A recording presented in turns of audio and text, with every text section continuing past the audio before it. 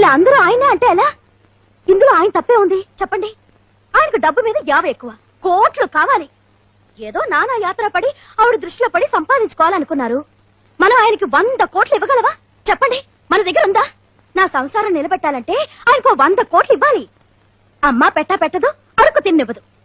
ఇటు మనమో ఇవ్వక ఆయన్ని సంపాదించుకోనివ్వక ఇలా వేధిస్తే ఎలా చెప్పండి? అలా చెప్పు.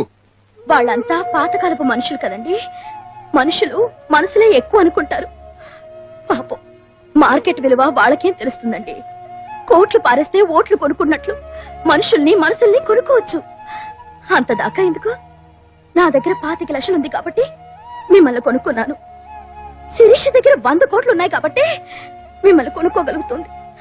రేపు 1000 కోట్లు ఉన్నదాన్ని దృష్టిలో పడితే అది కొనుక్కుంటుంది. మార్కెట్ లో మనీ ఎవరి చేతిలో ఉంటే వాళ్ళదే పై చెయ్యి. నువ్వు నాకు సపోర్ట్ ఇస్తున్నావా?